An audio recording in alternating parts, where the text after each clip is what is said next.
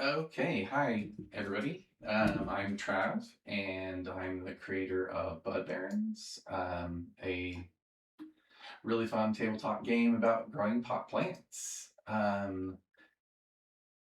Let's see. I This is Tabletop Simulator, the application that I'm currently in.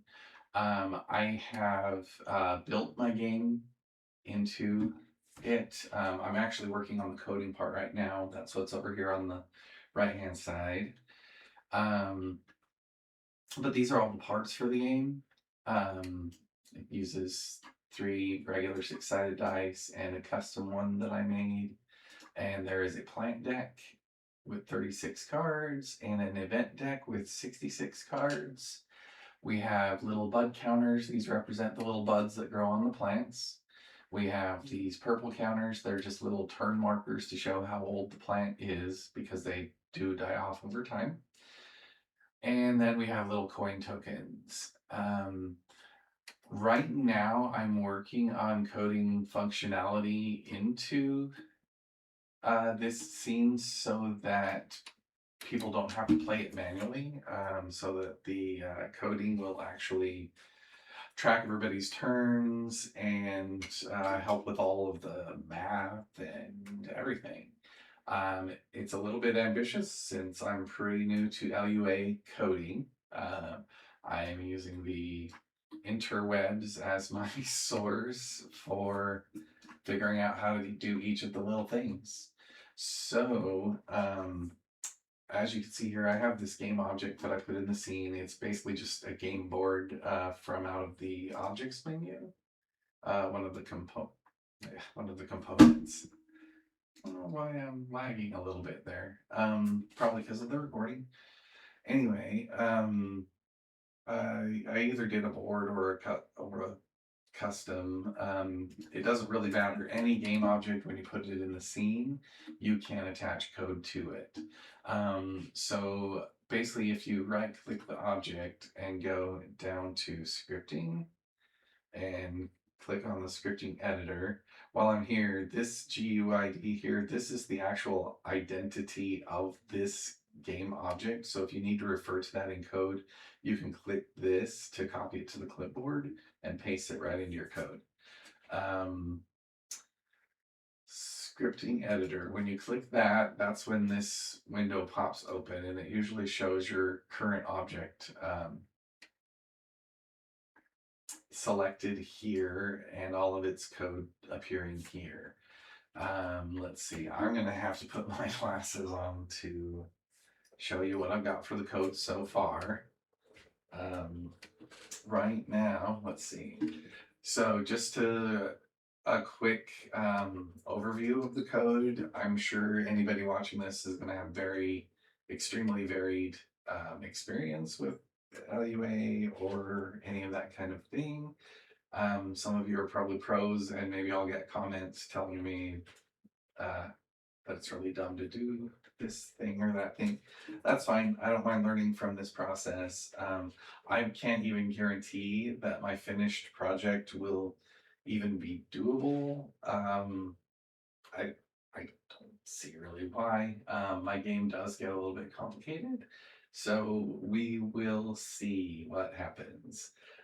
With any luck, I'll get far enough along that maybe I will do some Blender tutorials where I can model a new custom game table for Bud Barons specifically that I can import in here and perhaps use for an actual independent game at some point. This was initially intended to be a tabletop game, and I have a prototype for that. I will be doing a video of that soon in the real world on the real table, and I will go into depth about what all parts are in the game and what they all do. Um, Maybe at some point I'll be able to do some live streaming or something like that to demonstrate some actual gameplay. The gameplay, um, sorry, not a professional speaker yet, I guess. I don't know. Anyway, okay, so here we are. The game controller code is going to exist on this board. These buttons showing on the board right now are made in this code. Um, I need to find a way to make the text bigger on these buttons because that is ridiculous. But right now I have functionality of starting the game, ending a turn, ending the game, or reshuffling the decks. Um, let's see. There are a lot of other game objects in here. There's like areas that are set. Maybe I'll explain that after I go through this code introduction. Okay, so we're starting with a few variables about whether the game is started or not, what the round number is, current player index, just to keep track of where we are with the players. These ID numbers for the plant deck and the event deck, and for the zones for those. Um, these are the codes that exist right. If I can scripting, here we go. Right here on the right where I'm in the way. Okay, where you go to the scripting and you get the GUID. This number for the event deck should match this ID, and it does. Okay, so there's also the zones for each of those, the plant deck and the event deck. The zones show here, whoops, scripting zones. See, there's a whole bunch of them. So I have a zone here for the event deck and a zone here for the plant deck. That means that any of the cards within that zone get shuffled. Get those that deck gets recompiled and reshuffled. For example, let's see if I switch here. Take a few cards off. Kind of set them in the general area there. Well, yeah, you can accidentally put them right back in the deck, but oh, that was not intended. Let's not do that. Okay, let's come back here. If I have, let's say I have a card here that's, usually I have such a hard time getting them to go back into that deck, and now when I'm trying to demonstrate that issue, it will happen. Okay, so I have card there. It should be part of the deck. It's kind of within the zone. If I hit the reset decks button, my mouse is trying to go all over the place right now for no reason. Okay, reset the decks. There, see, it pulled it back in and it reset shuffled. So, okay, so yay, a little bit of functionality. Isn't that great? Okay, let's go back to our custom board code. Okay, current phase starts at 1. The phases, these are the different phases of each player turn. So each time the player's turn starts, they have to do the plant maintenance stage, the discard, and moving anything around phase. And this is just moving anything that's already in play on the board. They can play from their hand later. Drawing event cards, this is where after they've discarded anything that they want to discard, they can draw back to a maximum of 5 cards in their hands. And then at that point, they can play their cards from their hands. They can play every last card out of their hand every turn they have, but they should never be able to play more than 5 cards in a turn. A lot of times you'll get like a couple of pieces of equipment and maybe like a weather thing or something like that. You just want to throw them all down to start enhancing your crop right away. That works just fine. I don't know if we're really supposed to be talking game. Well, game rules will come up as we do this, so whatever works. This part defines the player areas. I have the station set up for 6 players around this table. The game should support 2 to 6 players. Although at some point I would like to experiment with combining all of the decks of 2 sets completely and see if I can expand it to 12 players. It might be a really long running game, but I think the way the cards are arranged, it might support that. We'll see someday. It defines these little arrays, little array variables for each player. So they're going to have a certain number of plant slots, location slots, whatever effects are in effect. currently, and then their pool. Um, this is gonna have to get a little more complicated because there's gonna be more than just, well, I don't know. We'll see how it goes as it develops. So we've got red, blue, green, yellow, purple, and white. They all have those same groupings. And then plant data, the whole section here, this lays out every single plant card, and it gives them their name, the number of cards in the deck, the bud rate and the max turns for each card, and whether it's an indoor or outdoor plant. And then it just does that for every single plant in the plant deck. And then we come down to this new section, plant deck order. This lists each of the cards in the deck in the order that they show on the graphical sheet that uh, that the decks were made from. So this is the order that they show from left to right, top down, on that graphic sheet. Let me see. Might not be that hard to show you that. Let's see if we go to components.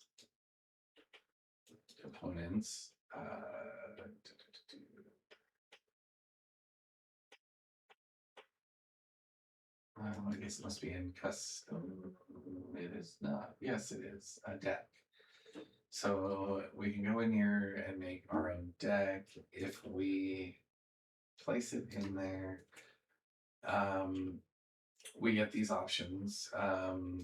There have some different shapes of cards. I'm sticking with the default, but basically when you go in to choose the face, the deck uses a graphic like this, where every single card is laid out. I don't know if I can open this. Oh, cancel that. Oh, we'll just do it on the cloud. Okay, anyway, I'm not gonna bring up that whole graphic right now, but you can see by the thumbnail, there's 4 of one card here, 4 of another card here, a couple here, 4 more here. And that order is reflected in the code, is really all I'm trying to show. My next recording might be at a lower resolution. I'm getting just some slow, wonky mouse movement here. Yeah, it's very hyperactive right now. Okay, so back into our scripting editor. I think we're just about done with what's already there. Let's see, plant data, plant order. Okay, then we have the player positions set up. So we've got numbers for their orientations, player order array and player data array. That's how it keeps track of everybody that comes in. Let's see, game start. Okay, so now this is the code that actually runs the game. So when we push that game start button here, it will run through this process. So it'll send a little message saying that the game's already started, if it's already started. If not, it'll skip that part and come down here.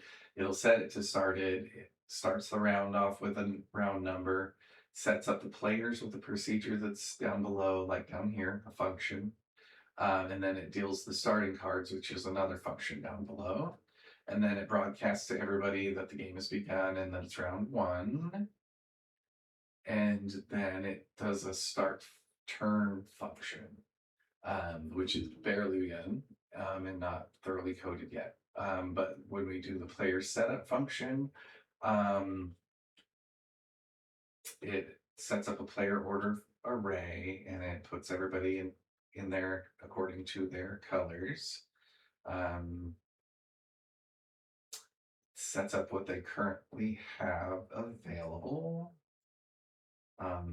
These should all be variables we set up above, and now it's just giving them actual starting values. And then it's doing current player index. I'm not sure why we did the random.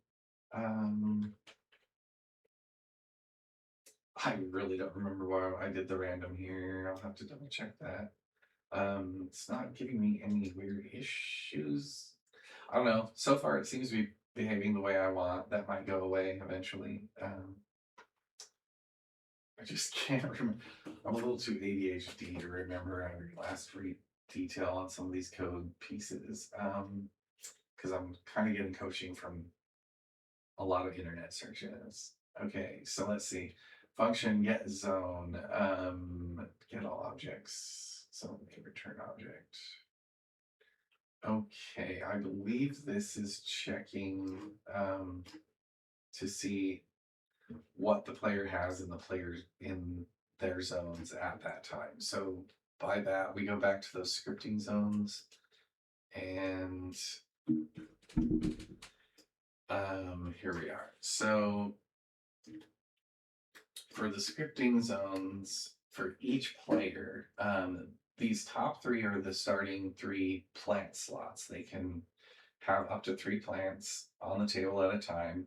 The code will know to put them in whatever location, basically based on the location of these boxes. These 2 boxes below are locations. Each player gets 2 locations. If they get a location card, they can play in one of those 2 spaces. Every location card gives them 2 more plant slots. So these plant slots will be added to their total. So they can actually increase their maximum plants from 3 up to 7. And there are a lot of locations in the deck, so it's not uncommon for almost everybody to have 2 locations going. Depending on how quickly things end, sometimes it can go really fast. We also have this extra little square off to the side. This is the player's pool where they would keep their any extra buds after they harvest, and any of coins that they've earned so far. And then we have this long strip here where we will keep track of an array of cards that affect the crop, like equipment, tools, like special fertilizer, and any buffs or debuffs, like rain or a drought or spider mites. Like spider mites affect everything in your crop, whether it's indoor plants or outdoor plants, everything that you've got on your table. So it affects the whole crop, so it would go in here. There will hopefully be an easy way for me to, like, if somebody wants to target a specific plant, there are a few, there are some cards that will affect one individual card. So we'll have to have a way for them to apply it individually that way as well. I don't think that'll be that difficult, but we'll see as we develop. Let's see. So it figures out what you have and then deals the starting cards. It finds the decks, and then for everybody in the game, I haven't been able to test it with 2 players yet, but it deals everything out appropriately to me, no matter what station I'm at. So I can switch around to the different colors as a player, and it deals me my starting cards. Take object, plant zone. So it's just figuring out what the plant zones are and their locations, and um, it deals what it needs to do is for each player at the beginning of the game, each player is dealt 1 plant card, but it's supposed to go face up on the board. So it should go in their first slot, like this slot here, and it should be face up. So that's what all this code up here is doing through here. And then it also deals 5 cards into the player's hand from the purple deck, the event deck. And those all go into your hand area, which you can see here. Each of these color boxes represent the area that each player controls, and they can see their own cards when they own that color, but they won't be able to see anything else in the other players' boxes. Let's see, get plant position. so it knows where to go. Function reset decks. So that's my code for um, reshuffling all of the cards in the decks or that are in that zone. This is totally based on the zone. So what it doesn't do yet, what I want it to do when it's a reset, would be to pull all of the plant cards from everywhere, even in the player's hands, back to the deck, and then all of the other deck back as well, basically like a full game reset. So it would take all of the cards back and reshuffle their decks and take all of the counters away. I would like to not store all of these counters out on the tabletop. Maybe decoratively I could do that later, but what I'm hoping for is that I'll be able to code it so that these can be out of sight, or I can just instance them and spawn them as I go. Because like when they go through the plant maintenance stage, for example, the first phase of a player's turn, um, they whatever the bud rate of that plant is, I need to spawn that number of buds and drop them there on that card. Of course, in the background, the code is also counting that stuff. It's not going to rely on those actual game objects for tracking things. Let's see where to go from here. So that's from shuffling those. So there's a function here for gathering the cards, but right now it doesn't know to look everywhere. That's something I can develop later as well. And then we have the start turn function, which is really basic right now. Right now it just tells us when the player's phase one starts, when their plant maintenance begins. And that's my full functionality at the moment. And then I have a function for ending the turn. So as noted before, there is a button on here for ending turn. So once they make it all the way through all 5 phases, there will be a button or something that they click that will, like a next player button, that will run this end turn and start everything over for the other player.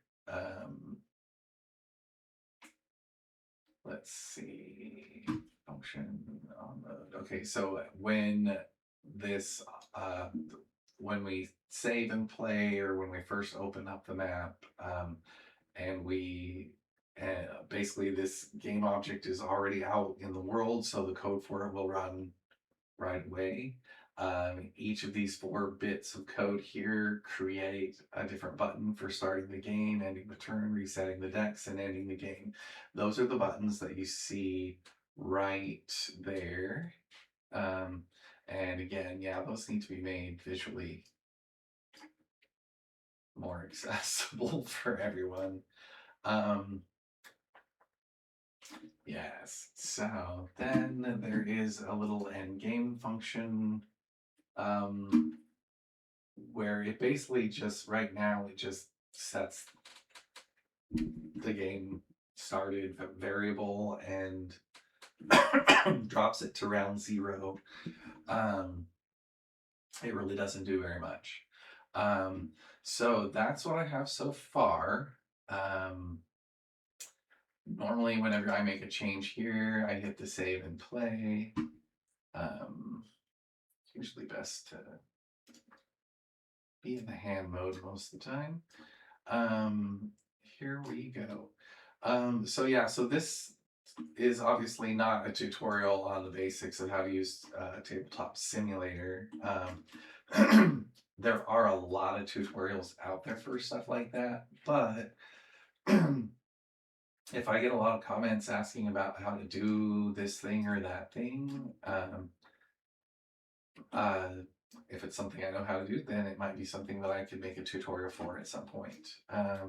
Not really against doing any of that. So this is where it is. This is a much better explanation of what I have and how it's running at the moment than a previous video that I published and am likely to be immediately deleting as soon as I get this one published. It just really wasn't very good and not very thought out. I'm really super new at doing any of this kind of recording stuff, but I may likely start doing some live streams, maybe of myself playing some games, like some Let's Play stuff, or uh, I'm a big Dead by Daylight player. There are a few other games that I've been kind of checking out. Mimesis is kind of intriguing, but it's really freaky. If I can find 4 people to go in and play, I might try streaming that to kind of show it a little bit. It's pretty new, so there's a lot of interest there. There's also Mecha Chameleon is still one that's kind of on my radar. It's been really fun with some friends, and there are a lot of videos. It's really crazy how original some of these people's ideas are for how they hide, and just for the way some people play. So I might, I mean, fair warning, I could stream that sometime. Um, Other than that, if people have requests, I'm totally up for that. Feel free to like and subscribe. I'm brand new, so I probably have to earn the subscription. I get it. But there will be some more videos. I need to do an intro video for my game company that is hosting, or well, featuring Bud Barons. It's called EscapeGoat Games. Um, I do have a website for the game. It's budbarons.com. It is still under construction. The merchandise page is kind of a struggle for me right now, but I'm hoping over this next week that I can get that going. It's going to be t-shirts and caps for Bud Barons for the most part. I'm planning on doing some of my own little like digital art or whatever little t-shirt ideas I might get from time to time to throw into my Printify shop. It probably will all just end up on a shopping page for EscapeGoat Games, which will of course include all of the Bud Baron stuff as well. I mean, it'll be mostly like adult humor type T-shirts, some LGBTQ plus stuff. I've got a couple of those that are already up there. I have some more ideas. I just haven't gone through all the steps to put them on a t-shirt or merchandise. I'd also, if you're a person who likes to make comments, what kind of merchandise are people interested in these days? I mean, t-shirts and mugs are pretty easy, and caps, but they're also a little bit cliche to some people. So I don't know. We'll see. Anyway, I'm looking forward to showing the actual physical game encounters, and I'm just kind of babbling. So sorry about that, and we'll see you next time.